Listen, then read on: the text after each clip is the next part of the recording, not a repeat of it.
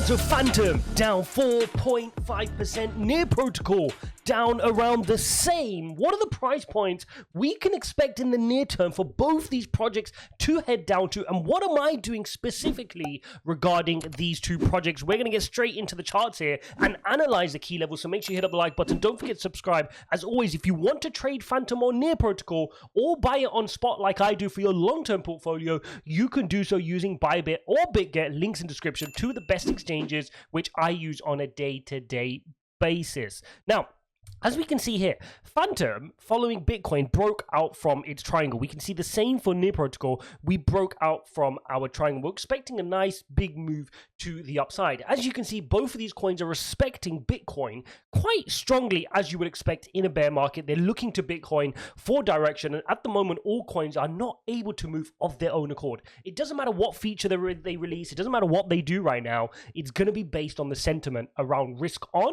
in the stock market, therefore Bitcoin, and then all coins will follow. Very, very important that we understand that. Now, we can see today that Bitcoin dominance has just notched up a little bit today, showing a little bit more fear coming into the market and people wanting to get out of alts just a little bit to carry on focusing on Bitcoin. We can see Bitcoin is down 1.6% today, and I want to show you exactly what is going on with Bitcoin. So you remember we broke out from this wedge. Let me just come back out to the daily chart here, and let's just remind ourselves of what we're working with. So we've been falling for a long time here on Bitcoin. The bears have been in control. We've had these periods of consolidation followed by big dumps down, period of consolidation followed by a big dump down, and now we're in our latest period of consolidation, right? We hit our low on this daily candle of about, what was the low on that candle? It was about 17,600, right? We hit that low there, and now we've managed to break out from this symmetrical triangle to the upside. Now, once we broke out from that symmetrical triangle, let's just get zoomed in here to the 4-hourly, you'll see that we had this green line sitting at just shy of $22,000, and that was the neckline of what could be perceived as a double bottom pattern or a W pattern, or you can call it an Adam and Eve. Either way, it's a reversal pattern where you get two touches to the downside, and if you can break through the neckline, you would expect a big move to the top. But now what we're seeing is we've been rejected a few times here from our neckline, right? If I zoom in here to the hourly, let's just focus on this little blue wedge here. We ran up to the green line, got rejected, ran up again, rejected, rejected. But now we're creating lower highs, okay? We're getting lower highs. We're downtrending here, which is showing the bullish momentum is lessening and lessening. And the red flag was the volume. We spoke about this yesterday. The volume continues to decline, which suggests that we could be breaking to the downside here. Now, of course, this could just be a continuation pattern. We could just see a break to the upside and go with volume. And the way that would happen is if this indeed was a cup and handle pattern. So if I zoom back out, the bullish pattern you'd want to look at is, are we forming a cup and handle pattern here with neckline at the 21,900 level? This pattern would suggest a breakout to the upside. Okay, so we need to continue to look at that, but momentum continues to be bearish. I don't want anybody to get confused about this. We're in a long position, which we took from the top of this symmetrical triangle pattern, and the bigger prize from this is if you get the break of the neckline, because as soon as you get the break of the neckline, then the price target is, can we now really run up, right? You can see here on the 4-hourly chart, we're still above our EMA ribbon, so I don't have any huge alarms just yet of breaking to the downside. If we start losing our EMA ribbon, I would just close out my trade at a profit, and I'll wait to see what happens from there instead of just losing all your profits and falling back into the wedge, okay? So if I see something like this start to occur, I will be out of my position. I won't wait for it to come all the way down here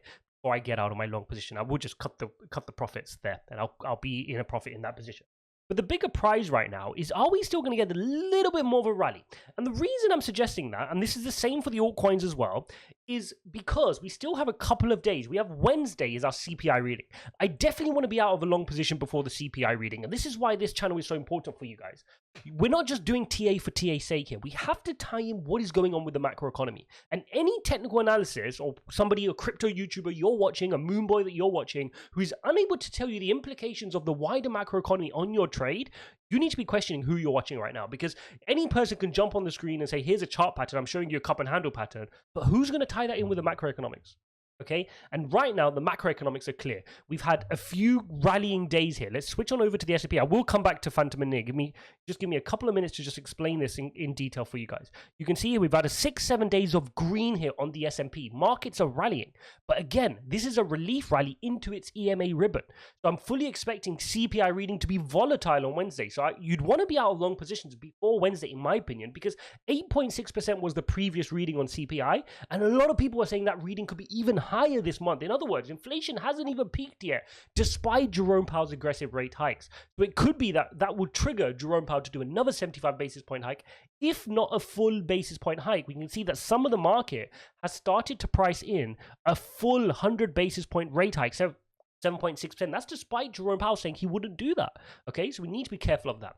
Now, the other nuance to add with the CPI reading when it comes out, I don't want you guys just to look at the headline figure and wonder what's going on with the market. You need to look at the core number as well, because everybody's expecting the headline number, which is including energy prices, to be higher than 8.6. That's going to spook markets right off the back. But if you look at the core number when it comes out as well, which is excluding the energy, then we want to see if that's ticking lower. If that's ticking lower, that could give a little bit of confidence back to the market that it's okay. The energy bit's happening for other reasons, but core inflation is starting to project into the right direction.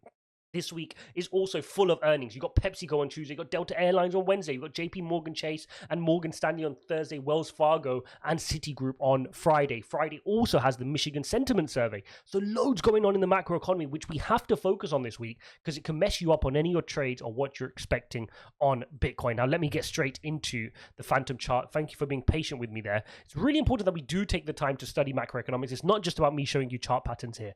Now, as we know, Fantom broke from its symmetrical triangle as well, okay, when Bitcoin did. But as you can see, the volume wasn't the best, right? The move wasn't the best. The initial move was fine, came back down, and then this arch here created a lower high. So similar to Bitcoin, you're creating lower highs, which is suggesting, okay, is this move weakening off? What's going to happen? Are we going to get thrown back to the downside?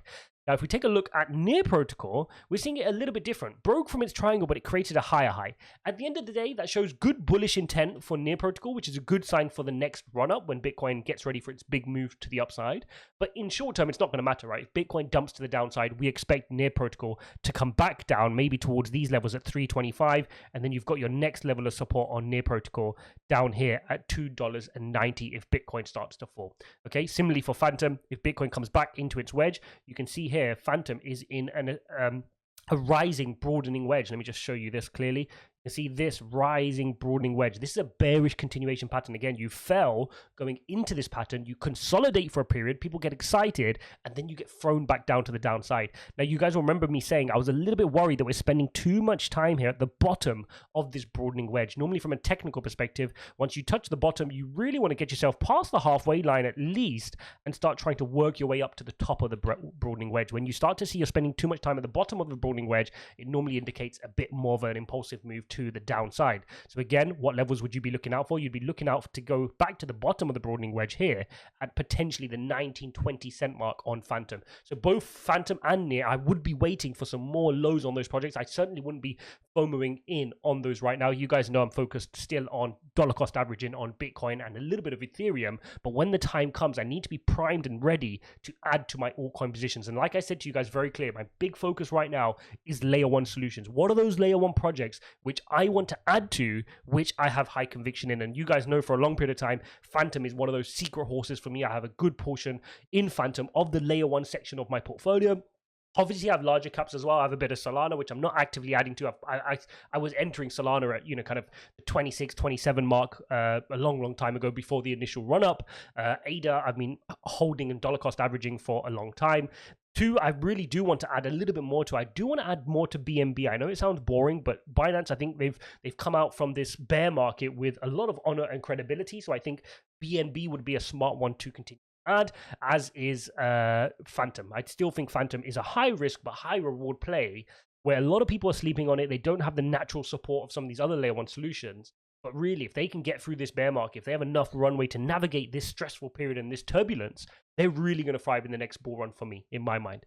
Near Protocol, another one I'm excited to look at and to see whether I want to start building a serious position in it. I haven't started seriously yet, but potentially on this next return, as we start bottoming out, that's one I would seriously want to consider, and I'll continue to update you here on this channel. If you want to see my initial thoughts on Near Protocol, I made 2 good videos on Near Protocol. I'll link one up at the end of this video so you guys can understand the tokenomics. Really important that you understand the tokenomics of any project before you start allocating a part of your portfolio to it. And also looking at whether it realistically can 10x, can it realistically 50x, can it realistically 100x? I break that down in my Near Protocol videos, which I'll link at the end of this video. As always, guys, don't forget to smash up the like button and subscribe if you appreciate this type of content, even on a Sunday, for you guys to make sure you're staying tuned and ready for the week ahead. Then let me know in the comments below. As always, check out BYBIT and BitGet, links in description. That does support the channel. Those are affiliate links, but they are the exchanges I use on a day-to-day basis and used well before I put the affiliate links in the description. Hope you guys watch this video here, and I'll see you in the next one.